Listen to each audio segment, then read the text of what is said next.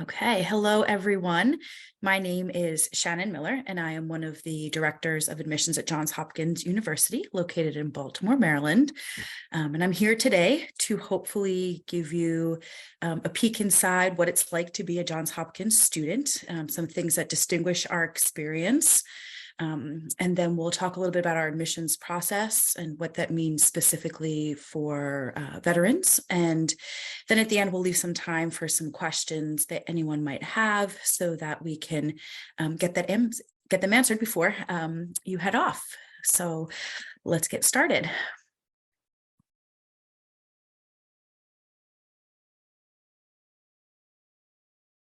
Okay, so Johns Hopkins University is the first research university in the United States. And as I mentioned, we are located in Baltimore, Maryland. We are part of a larger university, and what that means is that there are different divisions. For the purposes of today's webinar, we're going to be focusing on the undergraduate divisions, so the Krieger School of Arts and Sciences and the Whiting School of Engineering. But what you will note from this slide is that we do have many other divisions, some of which you may have heard of before: our School of Medicine, our School of Nursing, the Peabody Music Conservatory, our School of Education. The good thing to know about kind of this vast network is that even as an undergraduate, there are opportunities to interact with these other divisions. And so you might find yourself doing research at the School of Medicine, or listening to a lecture at the Carey Business School, or taking a music lesson at Peabody. I think the flow in between institutions and the ability to kind of take advantage of some of those opportunities is really an advantage of being at a larger university like Johns Hopkins University. In terms of our undergraduate campus, again, that's our Krieger School of Arts and Sciences and our Whiting School of Engineering. We have about 5,300 undergraduate students. About 2/3 of those students are in our School of Arts and Sciences, and about 1/3 are in our School of Engineering. And then within that, what you'll find is that about 1/3 of our students are in the humanities and social sciences, about 1/3 of our students are in the natural sciences, and about 1/3 of our students are in engineering. So it's a pretty even distribution across a variety of academic disciplines. Our average class size is 23 students. Some of your big introductory classes like Calculus 1 might be a lecture of 200 students. But then after you get out of those introductory classes, your class size will drastically shrink and boil down into much smaller sizes. And our student to faculty ratio is 7:1, which means faculty are available and accessible and here for the undergraduate student population. Across those two undergraduate institutions, we have 53 majors and 50 minors, and about 65% of our students are double majoring or majoring and minoring. So what that means is that they're pursuing multiple areas of studies. While I mentioned that Hopkins is a research institution, we're also a liberal arts institution, and that we follow that liberal arts philosophy. And what that means for our students is that the curriculum is very flexible. Disciplines are intertwined, they overlap, they connect with each other. And what this really allows is for our students to be able to take a class and learn about a topic from a variety of different angles, to be able to think about it from a variety of different perspectives, and to think about it in a way that maybe others are not. One of the things about Hopkins is that our students are looking to create knowledge. They're looking to think about things in new ways. They're looking to challenge what is out there and create new information. And one of the ways that they do that is by taking advantage of this interdisciplinary curriculum, seeing things from different perspectives, hearing different voices in the classroom, learning from their faculty members really allows that liberal arts philosophy to shine through. We have what we call a distribution credit system at Hopkins. So our students don't have a required list of classes that they have to take, but they are asked to take classes in a variety of discipline areas. So for example, if you have to take a humanities class, do you want to take an art history class because you're interested in art history?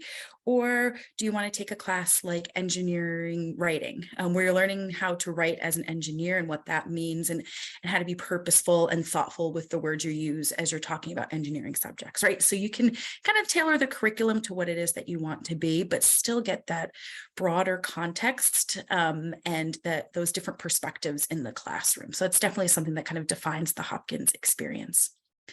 The other thing that defines the Hopkins experience is kind of that research piece that I mentioned before. Sorry, we jumped ahead a little bit. As I mentioned, we are the United States' first research institution. And what that means now is that there's a real emphasis in hands-on learning. What you will find is that a majority of our students have some type of hands-on experience before they leave our doors, whether that's through research, internships, pre-professional experiences, study abroad. They're taking what they're learning in the classroom and they're putting it into real action. And I think what this really allows for our students to do is live by what that kind of Johns Hopkins philosophy, which is to create new knowledge to share with the world. And so you're not just repeating, you're developing, creating, and making new. So about 80% of our students will do some type of research. It can be in any field: humanities, natural sciences, social sciences, or engineering.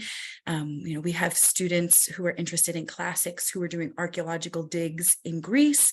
We have students who are interested in mechanical engineering, doing projects on creating inflatable bridges, right? And so there is quite a span of different types of projects that our students are working on, and they can go to the Hopkins Office of Undergraduate Research to help find those opportunities. They can talk to their faculty members, and they can even create their own projects. One of the great things about Hopkins is we have a lot of funding to support your own ideas.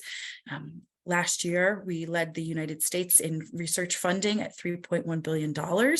And so if there's something that you want to do, there are a variety of different ways to apply for grants and get funding for that research. As I mentioned, internships are another big thing. More than 85% of our students are doing some type of internship during their time here.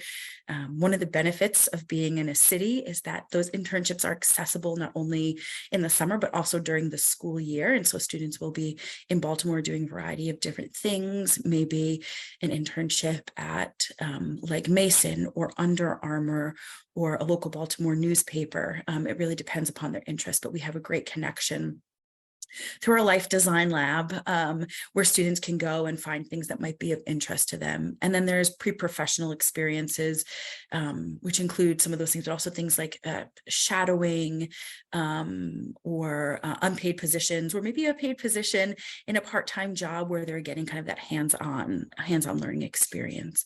As I mentioned, we also have study abroad opportunities. Some students will go for a traditional semester, but other students might go for a summer or during our intersession period, which is the month of January. Those are shorter, like 3-week-long trips. So there's a variety of different ways to kind of get that international exposure. And again, gain new perspectives, learn how to think about things in a new or different way so that you can bring that back and apply it to the work you're doing in the classroom, or potentially the work that you're doing in an internship or research position. So that hands-on experience, that idea of creating new knowledge, creating change, of adding to the community, adding to the country, is a big part of what the Hopkins student is experiencing. Then we are in Baltimore. So on the non-academic side, my PowerPoint just seems to keep running, jumping ahead.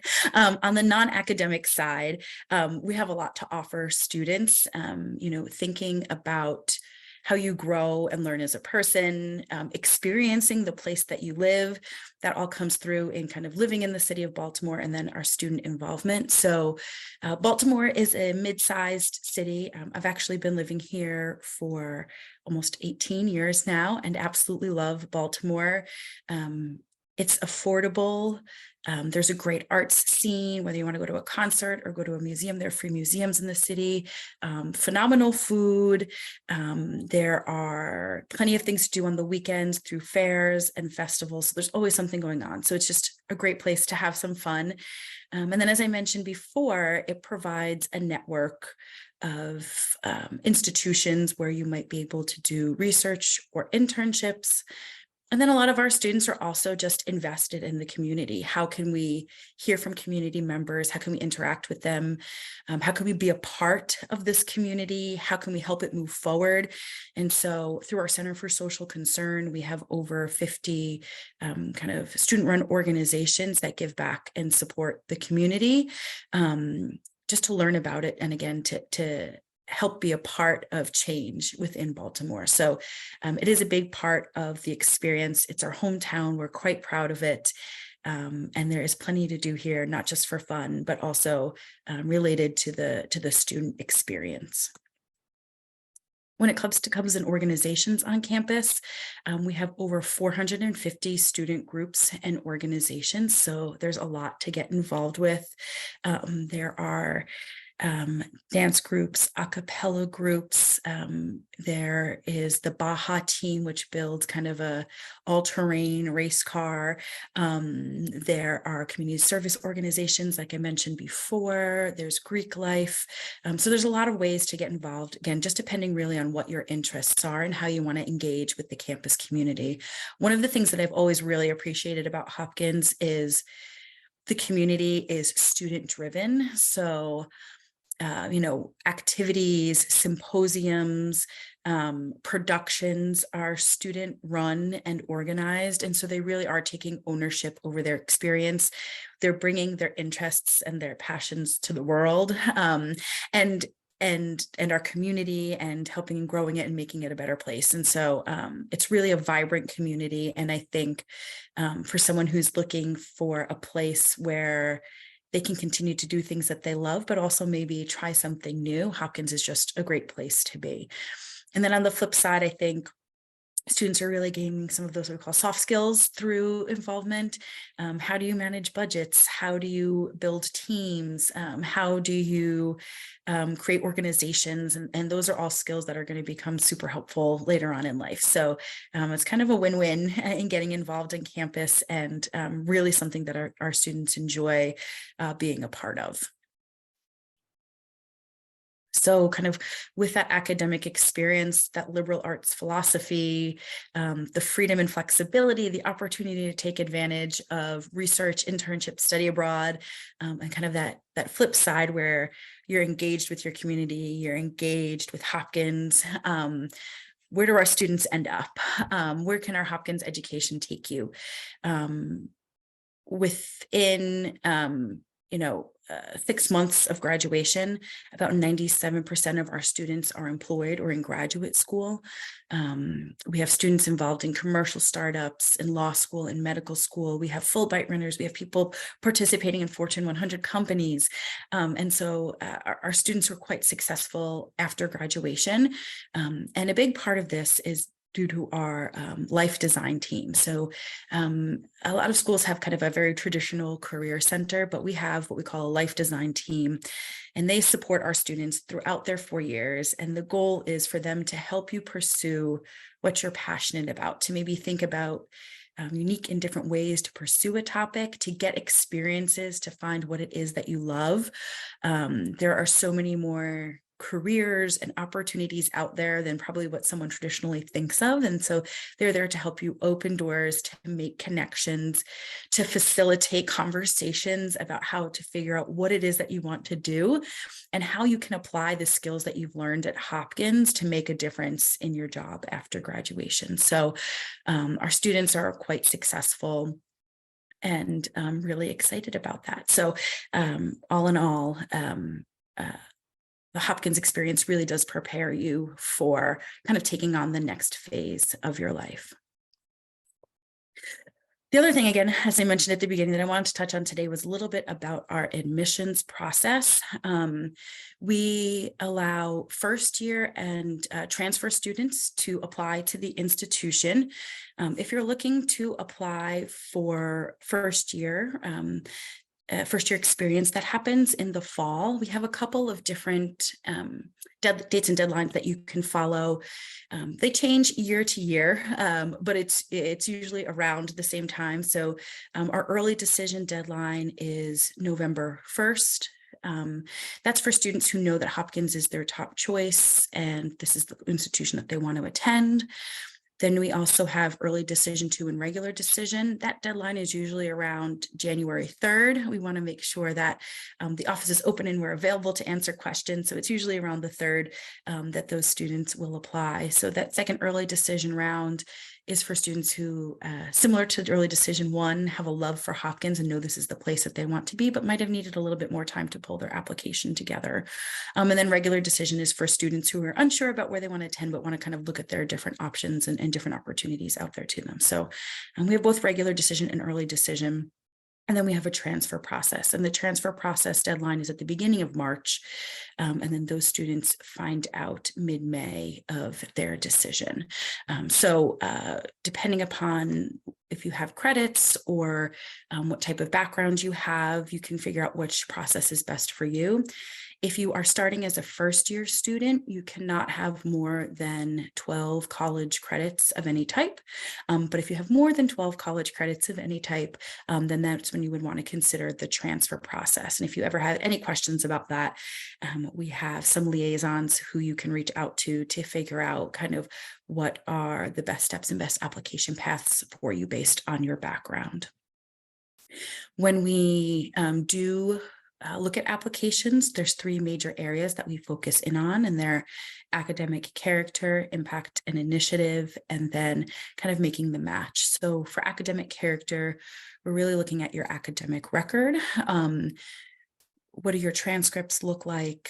How have you challenged yourself? What are your academic interests? What are recommenders saying about you? What type of student are you in the classrooms? What type of classmate are you? How are you contributing to class conversations? If you're applying as a first-year student, those recommendations usually come from high school teachers. If you're applying as a transfer student, they usually come from faculty at the college or institution that you're currently enrolled in. We do understand that sometimes, specifically in the case of our veterans, it might be some time since you were last in school. So we'll also accept letters from employers or military affiliates who might be able to speak on your behalf. But that gives us a good idea of kind of who you are as a person in the classroom and how do you learn. We also look at impact and initiative. So these are things that are happening outside of the classroom. How are you spending your time? How are you involved?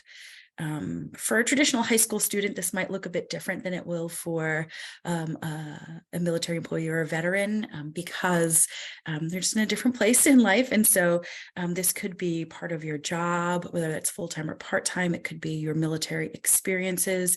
It could be hobbies that you have. It could be maybe family that you take care of or family responsibilities that you might have. And so we're trying to just get an idea of who you are outside the classroom and how are you, again, also interacting with others. And so a lot of times our applicants will use their activities list to give us a little bit more information about that.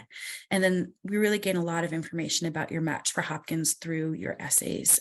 We have the common application and the coalition application on SCORE, and those are 2 applications which you can use. Either one is fine. It really is a matter of maybe potentially where other institutions you might be applying to or whoever might be supporting you in the process might recommend. But those are the 2 applications that we accept, and both have additional essays to participate in, and then some short answer questions from Hopkins. And so that just gives you an opportunity to kind of show us your voice a little bit, to tell us about something about yourself that maybe we're not seeing in other places of the application. So be sure to take advantage of that space and kind of help us understand how you might be a good match for Hopkins. And so we'll use all of those pieces, evaluate your applications. Again, kind of the same methodology, whether you are a first year or a transfer student, and we will collect information and make our decisions from there. Another important piece of the admissions process would be financial aid. We know many students are looking to learn more about the financial aid process. We have a phenomenal financial aid program at Hopkins. We will meet 100% of demonstrated need. And we do that with no loans. So if you're receiving aid from us, they are in grant or scholarship form, not in loans. And then we also are need blind in our admissions process. And so if you have need, that's not a consideration for admissions process. That's the financial aid process is separate, and we're really looking at you as an applicant and not based on your need. And so we are need blind. So that's kind of the three core principles of our financial aid. If you want to learn more about financial aid, we absolutely encourage you to reach out to the financial aid office. We are part of the Yellow Ribbon program for people who have had military service. And we also have some great resources online in terms of I'll call them calculators, where you can get an idea of how much aid you would receive at Hopkins.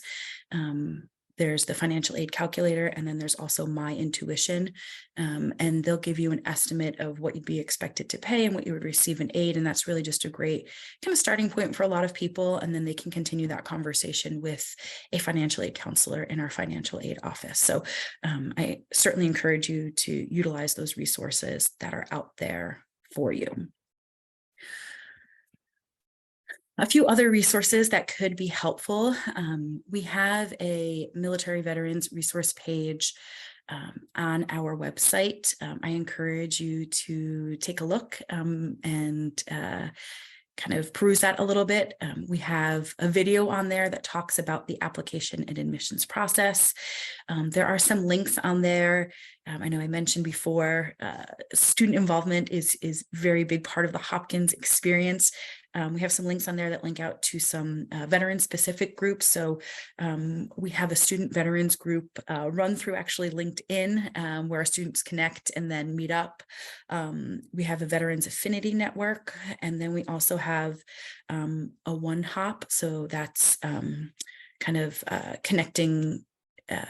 It's a group that connects veterans with employers. So it's our One Hop Alumni Veterans Affinity Network group. And you can learn all about those different networks on that page.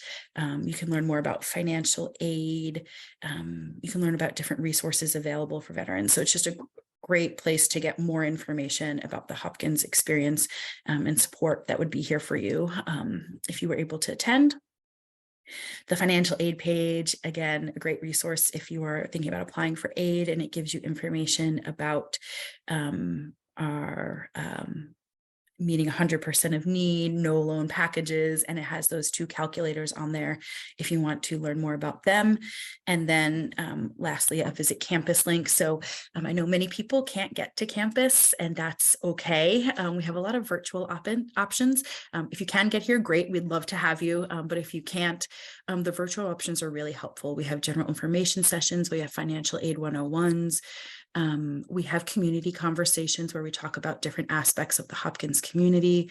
There's also workshops on there about how to put together your best application, another great resource if you are going to be applying to the university. So just some really great options for visiting virtually or in person. So I would recommend checking out some of these links, again, just to expand your knowledge, grow your knowledge about Hopkins.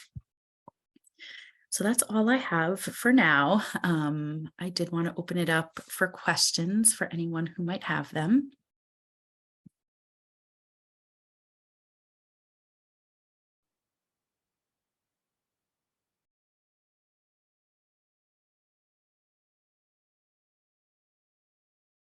See one in here, often asked about the benefits of the VetLink program. And the addendum, it says, as someone who is part of the admissions committee, can you share with us insights you are able to glean from the VetLink addendum and how this information is used by the committee members? Absolutely. So I think any additional information we can have about students' experiences is always helpful, especially in the military field, to be able to get more in-depth information about what you've done, awards you may have received, what the military experience has meant to you, or kind of what you're thinking about in your next phase. those additional pieces can really help round out your application and help the reader understand your background. I know I mentioned before, we have 5,300 students or around there for our undergraduate community. And I think one of the things that makes our community so great is its diversity. We have people from different demographics, from different experiences, from different academic areas, and all of those people bringing their experiences together and sharing and working leads into that liberal arts philosophy and those opportunities to engage together on research or internship projects, which again gives us that opportunity to be who we are, an institution that creates knowledge for the world. And so learning more about those experiences through the addendum just gives us those additional pieces to really get to know you and to understand who you are and more about what's probably been a big and if not huge part of your life for the last several years. So they are super helpful, and we encourage you to continue that. Any other questions?